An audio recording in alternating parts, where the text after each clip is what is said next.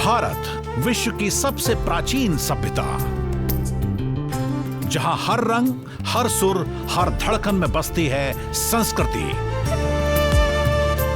जहां हर राग में इतिहास गूंजता है, हर नृत्य में दर्शन झलकता है और विरासत हमारे जीवन का हिस्सा बन जाती है। IGNCA पेश करता है संस्कृति यात्रा, भारत की मूर्त और अमूर्त धरोहरों का अद्भुत सफर।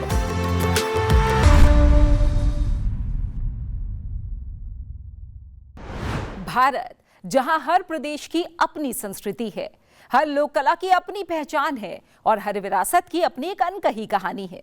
नमस्कार, स्वागत है आप सभी का हमारे स्पेशल कल्चरल शो संस्कृति यात्रा में। मैं हूं प्रीति सिंह। आज हम आपको रूबरू करा रहे हैं भारत की उस लोक कला से जो केवल एंटरटेनमेंट नहीं बल्कि हमारी संस्कृति, इतिहास और लोक परंपराओं की जीवंत स्टोरी टेलिंग ट्रेडिशन है, कठपुतली कला। आज के इस विशेष प्रस्तुति में मिलिए सुप्रसिद्ध कठपुतली कलाकार पूरन चंद भट्ट से, जिनकी उंगलियों के इशारों पर कठपुतलियां केवल नृत्य नहीं करती बल्कि इतिहास के पन्नों को भी जीवंत कर देती हैं। कठपुतली कला लोक संगीत, प्रभावशाली संवाद और पारंपरिक प्रस्तुति के माध्यम से हमें राजस्थान की समृद्ध सांस्कृतिक विरासत से जोड़ते हैं। आज की प्रस्तुति आधारित है वीरता, स्वाभिमान और अदम्य साहस के प्रतीक अमर सिंह राठौड़ की ऐतिहासिक गाथा पर। तो आइए देखते हैं कठपुतली कला की इस अद्भुत परफॉर्मेंस की एक मनमोहक झलक। ये अमर सिंह राठौड़ गोना करके आए हैं। इन्हीं की खुशी में गांव के सभी कलाकार अपनी अपनी कला पेश करते हैं।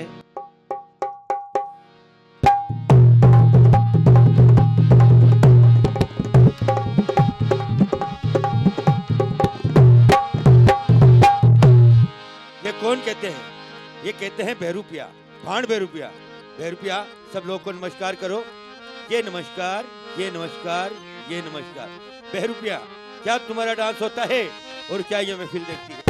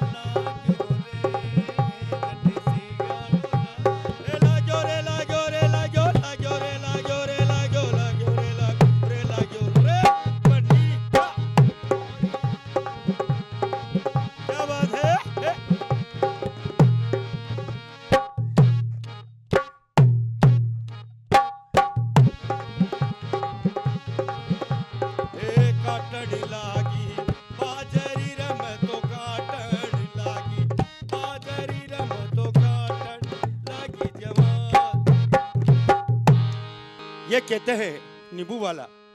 नींबू वाला किस तरह से एक हाथ में नींबू है, किस तरह से ये कला अपनी दिखाता है। नींबू वाला, सबको नमस्कार करो। ये नमस्कार, ये नमस्कार, ये नमस्कार। क्या तुम्हारे नींबू का कमाल होता है और क्या ये महफिल देखती है?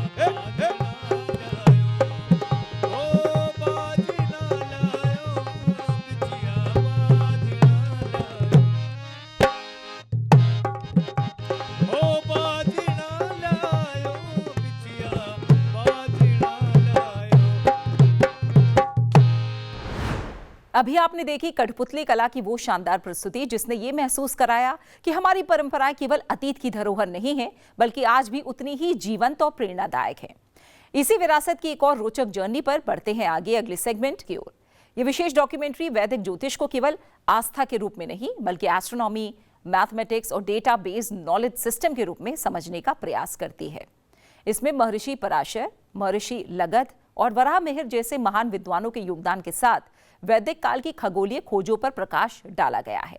साथ ही इसमें बहुत कुछ बताया गया है, जैसे साइड्रल सिस्टम, अयानंश और ग्रह नक्षत्रों की वास्तविक स्थिति के आधार पर विकसित ये ज्ञान परंपरा आज के बिग डेटा एनालिटिक्स जैसी वैज्ञानिक अवधारणाओं से किस तरह से जुड़ती है। तो आइए देखते हैं डॉक्यूमेंट्री फिल्म वैदिक जीपीएस के कुछ अंश। There is this deep subconscious craving to know about life's purpose and future, driven by curiosity, perhaps greed, fear of tomorrow, or fear of karma. At times, the cravings surface loud and clear and drive us to seek. And we seek, not knowing what we are seeking. Is there a ground plan with which we are here? Who draws these plans anyways? What if I want to make changes? What if I want to design my life?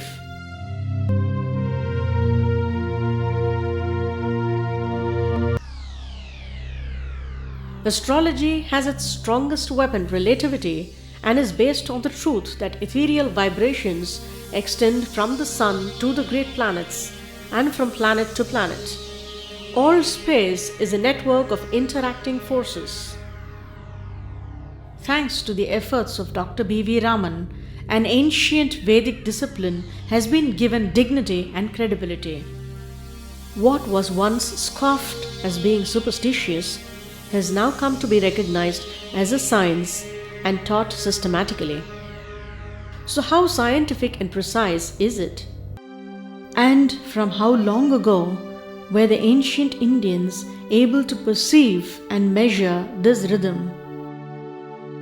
The renowned leader and forerunner of India's freedom struggle and an erudite multidisciplinary scholar, Bal Gangadhar Tilak, created a radically new paradigm in two brilliant research works, Orion and Arctic Home in the Vedas. Based on evidence from the Zoroastrian Avesta and astronomical observations during the Vedic periods, Tilak attributes the beginnings of Aryan civilization to the post-glacial age of 8000 BCE, much before the age of the oldest known Vedic period in India, around 4500 BCE. The Avesta expressly tells us that the happy land of Aryano-Vejo, or the Aryan paradise, was located in a region where the sun shone just once a year and was destroyed by the invasion of snow, necessitating its inhabitants to migrate southward. Indeed, there are many passages in the Rig Veda which disclose the polar attributes of the Vedic deities and the traces of an ancient Arctic calendar. These simple statements, along with the latest geological researches of the glacial and the post-glacial epoch, clearly show that the ancestors of the Rig Vedic seers living in the Arctic regions already possessed the astronomical ability to track the movements of the luminaries, including the sun, moon, and other planets. Operating from a state of philosophical wonder, the Vedic Aryans began to observe the heavens and correlate this astronomical knowledge with earthly human life. Several thousand years of meticulous observation led to the mother matrix of Vedic astronomy, giving birth to a new esoteric branch, Vedanga Jyotisha. Vedanga Jyotisha is indeed one of the 6 Vedangas or auxiliary disciplines associated with the study of the Vedas. The oldest available, most authoritative text on Vedanga Jyotisha, dating back to around 3100 BCE, is the Bharat Parashara Hora Shastra, the magnificent lifetime work of Maharishi Parasara, his son Vedavyasa, author of the epic Mahabharata, and their great disciple Maharishi Jaimini. The earliest known text on Vedic astronomy, aptly titled Vedanga Jyotisha, is a colossal intellectual data of several centuries compiled by Maharishi Lagada in 1300 BCE, much later than Parasara's Horoshastra. Although the Horoshastra elaborates on 18 Siddhantas, a Sanskrit word denoting an established theory, it was much later in 505 BCE that Varahamihira revived 5 of these 18 and called it Pancha Siddhantika.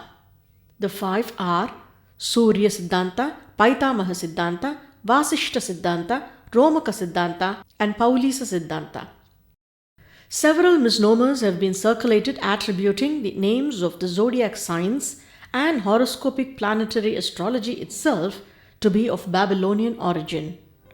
Well, while the Babylonian texts date to around 1800 BCE, the names of the zodiac and precision of equinoxes is mentioned in Horoshastra, which dates back to a much earlier period of 3100 BCE.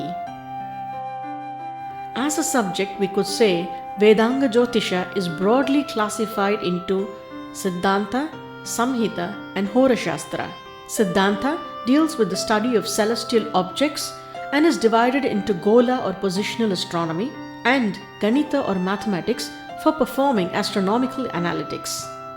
Samhita or mundane astrology deals with applying the analytics for the study of collectives like nations and cultures, giving a broader perspective. Horoshastra deals with personal destiny and is divided into Palita or Jataka based on time of birth, Prashna based on time of question, and Muhurta based on auspicious time. The zodiac or the 360-degree space around the sun, which is divided into 12 equal parts of 30 degrees each. The 12 Rashis, each Rashi being a cluster of stars named by the ancient seers according to their shapes. The 12 houses, which represent the various aspects of life. The Navagraha Devatas, equated to the 9 planets. And the astrological clock time, or one among the 42 systems of time mentioned in the Horoshastra. Standing near an 18th century instrument, a sundial to measure the time of the day, one wonders how these best practices evolved as they were handed down through generations.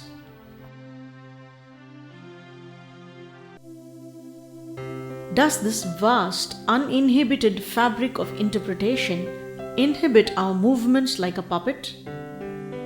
Which brings us to the most debated topic of destiny versus free will. Indeed, the ancients, even in other parts of the world, learnt to see beyond. Astrology was taught as a subject at the finest Italian universities as part of Mathematicus, which included mathematics, astrology, and astronomy as early as the 16th century. While teaching at the University of Padua, the distinguished astronomer Galileo wrote the book Astrologica Nonulla, which contained horoscopes. Back in India, the astrological e-magazine was launched in 1895 by Dr. B. Suryanarayana Rao.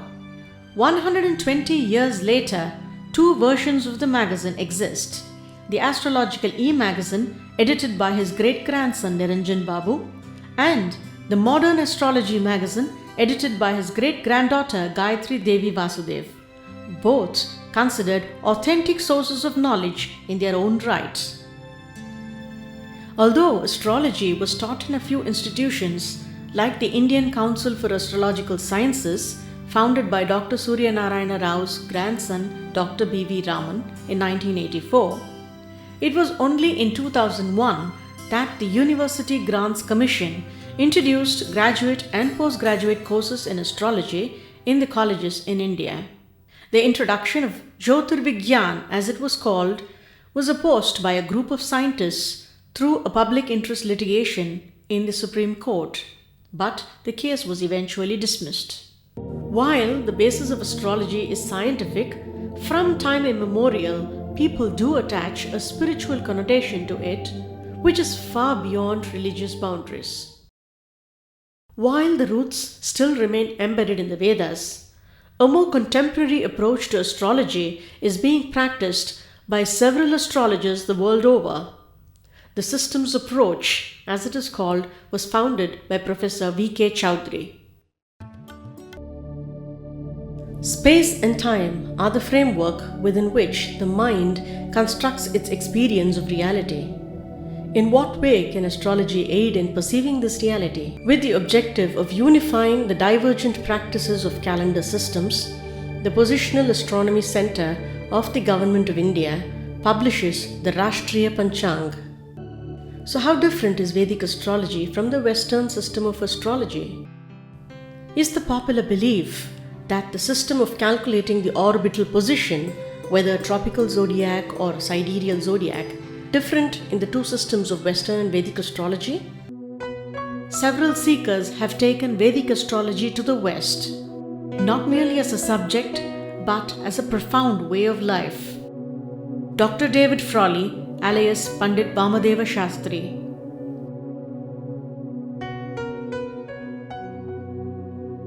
Dr. Robert Swoboda.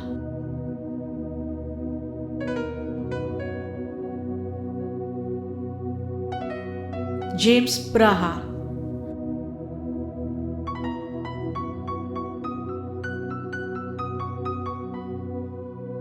Dr. Andrew Foss.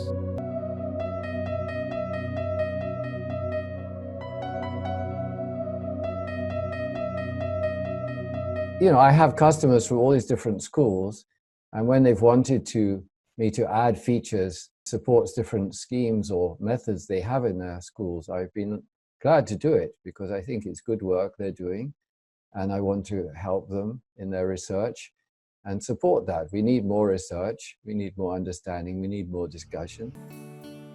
Now that the high-end software applies the formulas and makes the computations, in what ways or areas can the astrologer use these applications? As we heard a while ago, the texts that refer to remedial measures that help in improving one's life are independent of the ones that aid in deciphering the status of one's life. What kind of remedies are possible and how helpful are these?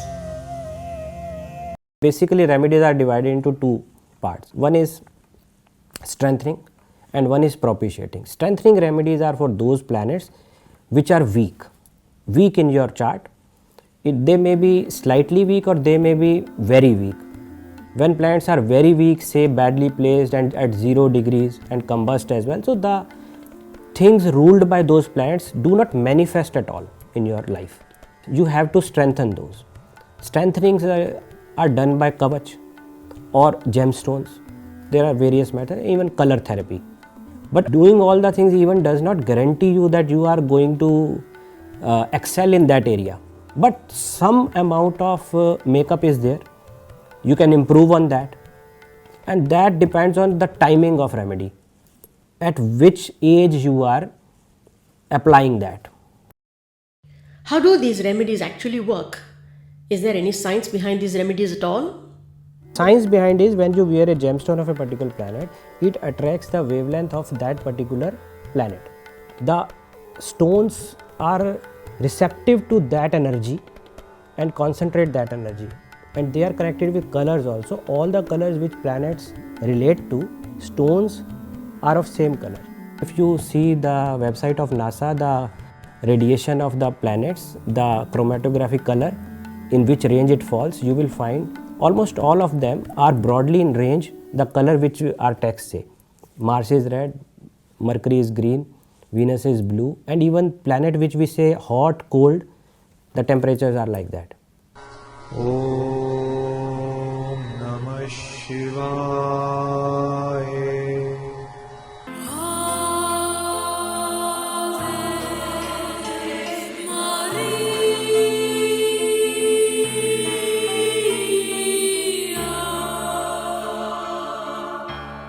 Moving beyond religion, can Jyotish actually be used to aid one's spiritual progress? The measurement of nature is science. The understanding of nature is science. Now, what is spirituality? So, while one measures nature, spirituality tells you to become one with nature. According to Vedanta, there are 5 koshas or layers through which the self evolves spiritually: the Annamaya, Pranamaya, Manomaya, Vijnanamaya, and finally Anandamaya kosha. So the real definition of spirituality would be to be completely in equilibrium with nature and with oneself, so that there is eternal ananda, bliss available, everlasting peace available. And astrology has very specific set of formulas to figure out how you can mature from Anna all the way to Ananda. In ancient India, they believed that all subjects were interlinked. If you are a dancer, you understood mudras, and mudras are associated with mantras, and mantras are associated with jyotish. I mean, that's whole science. You see, everything is linked to everything. As our Vedic scriptures say, Yat Pinde Tat Brahmande. Indeed, the microcosm and the macrocosm are made up of the same matter. It is overwhelming to realize that I am just a speck, the tiniest part of a humongous system where everything is interdependent and the flow of energy is cyclic. Vedic astrology is a tool that can help me align with the system to the point of traversing beyond the system. अभी आपने देखी documentary film वैदिक GPS, जिसने प्राचीन भारतीय ज्ञान परंपरा की वैज्ञानिक सोच से हमें परिचित कराया। इसी कल्चरल जर्नी को आगे बढ़ाते हुए रुक कर रहे हैं अगले सेगमेंट माटी सुगंध की ओर। भारत की असली पहचान उसके गांव में बसती है। माटी सुगंध के माध्यम से हर एपिसोड में हम आपको ऐसे ही किसी अनमोल विरासत से मिलवाते हैं जो अपनी संस्कृति, लोक परंपराओं और इतिहास को आज भी संजोए है। मेरा गांव मेरी धरोहर अभियान के जरिए मिनिस्ट्री ऑफ कल्चर इन विरासत की कल्चरल मैपिंग कर रहा है और डॉक्यूमेंटेशन करके उन्हें भविष्य के लिए सुरक्षित रखने का महत्वपूर्ण काम कर रहा है। आज हमारी संस्कृति यात्रा पहुंची है कर्नाटक के बागलकोट जिले में बसे गलगली गांव। कृष्णा नदी के तट पर स्थित ये गांव प्रसिद्ध वैज्ञानिक विद्वान, कवि और वक्ता पंडरीनाथाचार्य गलगाली के जन्मस्थली के रूप में जाना जाता है। अपनी सांस्कृतिक विरासत के साथ ये गांव अपने प्रसिद्ध गलगली पेड़े के लिए भी दूर दूर तक पहचान बनाए रखता है। तो आइए माटी सुगंध में मिलते हैं इस खूबसूरत गांव की ओर चलते हैं, जहां संस्कृति, साहित्य और स्थानीय स्वाद मिलकर रचते हैं भारत की एक अनूठी पहचान।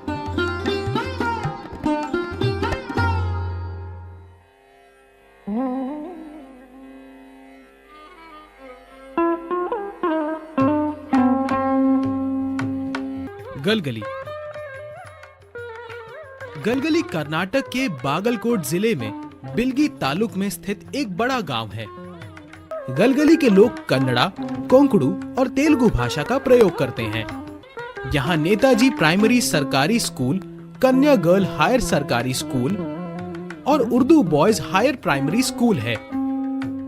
अस्पताल की बात करें तो श्यावी संजीवनी अस्पताल, मालाजी अस्पताल और वसनाब अस्पताल भी यहाँ नजदीक ही उपलब्ध है।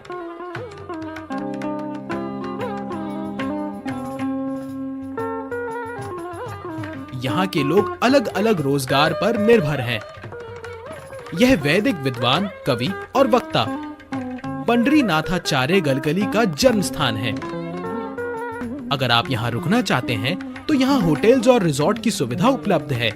आइए यहाँ और जानिए गलगली के बारे में और भी।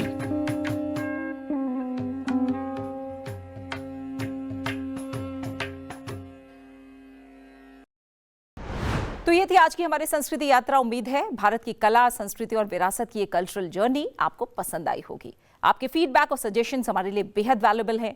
आपके गांव, शहर या आसपास की किसी लोक परंपरा, कला या संस्कृति धरोहर से जुड़ी कोई भी यूनिक स्टोरी या इंटरेस्टिंग इंफॉर्मेशन आपके पास है तो उसे हमारे साथ जरूर शेयर कीजिए।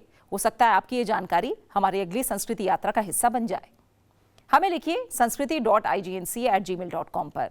फिलहाल मुझे दीजिए इजाजत। फिर मिलेंगे संस्कृति यात्रा के एक और नए अध्याय के साथ, जहां हम फिर खोजेंगे भारत की किसी नई सांस्कृतिक विरासत की कहानी। अपनी संस्कृति से जुड़े रहिए, अपनी विरासत को सहेजिए और भारत की इस अनमोल पहचान पर गर्व कीजिए। नमस्कार।